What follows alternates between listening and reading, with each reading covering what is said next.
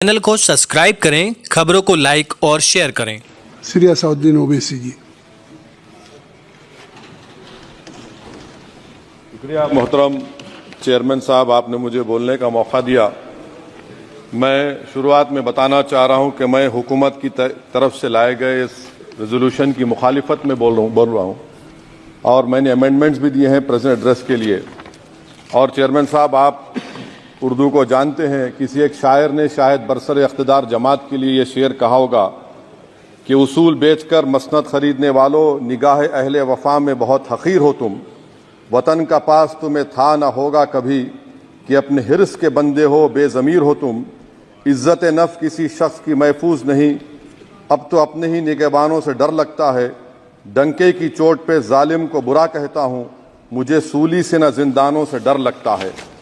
मोहतरम चेयरमैन साहब, मैं आज इन लोगों की तरफ से बोल रहा हूँ जो दिखते तो हैं, जिनके बारे में बात तो होती है मगर उनकी कोई नहीं सुनता। मैं उनके बारे में बोल रहा हूँ जिनके बारे में वजीर आजम मोदी ने कहा था कि घुसपैठी है। मैं उन बेटियों और माओं के बारे में कह रहा हूँ जिनके बारे में मोदी ने कहा कि ज़्यादा बच्चे पैदा करते। मैं उन मासूम नौजवानों के बारे में कह रहा हूँ जिनको मॉब लिंचिंग के जरिए मारा जा रहा है।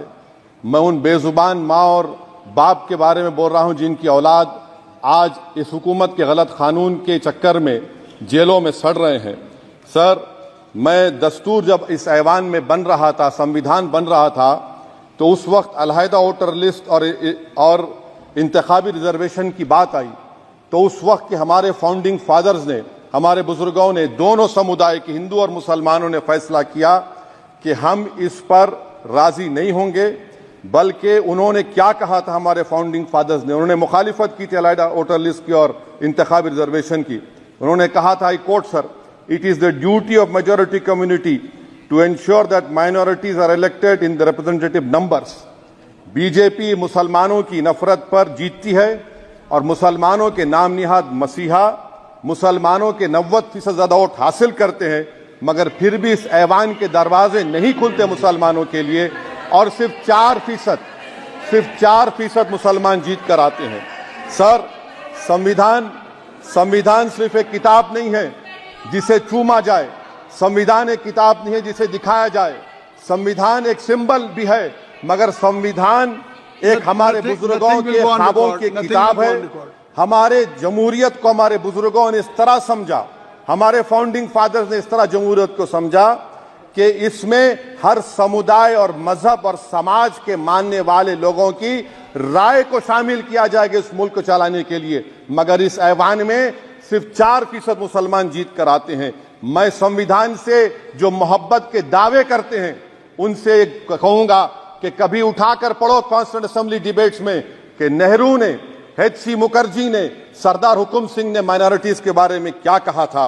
सर, वतन अजीज का मुस्तकबिल कैसा होगा जब बीजेपी मुझे गायब करना चाहती है और दीगर हिज़्ब इख्तिलाफ की पार्टियां के लिए मेरा वजूद सिर्फ वोट डालना और अपनी खबर में जाकर सो जाना है। इसीलिए आप देखते हैं कि समाजी इंसाफ है सर कि 4% मुसलमान जीत कर आते हैं। सर, इस ऐवान में ओबीसी समाज के MP अब अपर कास्ट के MP के बराबर हो चुके हैं।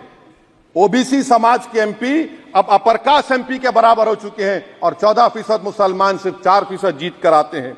CSDS का डेटा यह बताता है कि इस मुल्क में जो वोट बैंक है, जो एक मुश्त वोट डालता है, वो अपर कास्ट का है।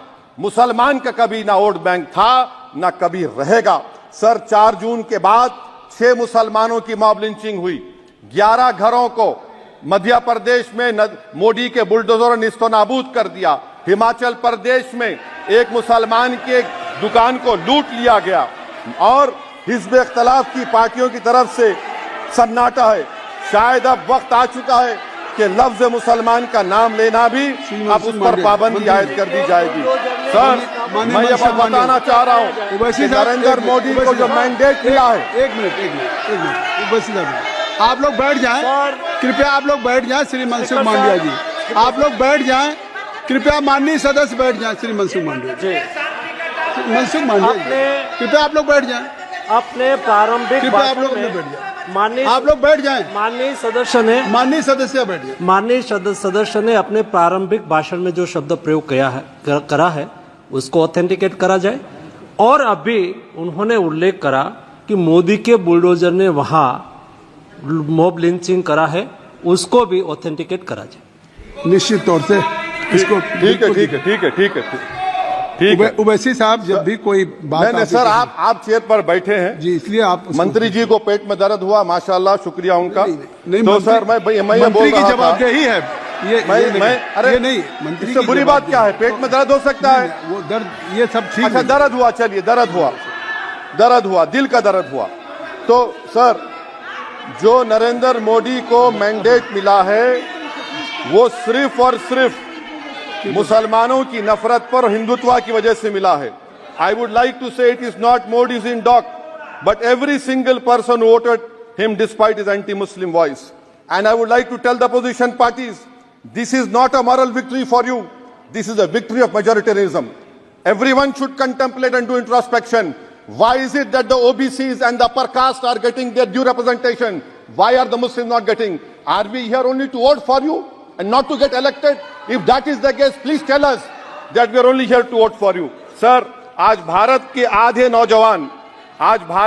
नौजवान बेरोजगार हैं और रोजगार की तालाश, बेरोजगारी का आलम यह है सर कि मोदी सरकार के 5 साल में 75 लाख एस्पिरेंट्स की जिंदगी बर्बाद हो गई, 6 पेपर लीक हुआ। बेरोजगारी का आलम यह है सर कि रशिया जा रहे हैं, वहां जाकर अपनी जानों को दे रहे हैं। बेरोजगारी का आलम यह है कि नरेंद्र मोदी रोजगार का कैंप चलाती है नौजवानों के लिए कि तुम इजराइल में जाकर काम करो, उनको कैनन फॉडर बना रही है ताकि फलस्तीनियों की जायदादों को हड़प कर सके। ये भी कंक्लूड कर। अरे सर मेरा टाइम है, कहाँ टाइम है सर? आप ये टाइम ले लिए मेरा सर, मैं 2 मिनट दीजिए। ये विश्वगुरु की पॉलिसी है, इजराइल को 27 टन हथियार जा रहा है।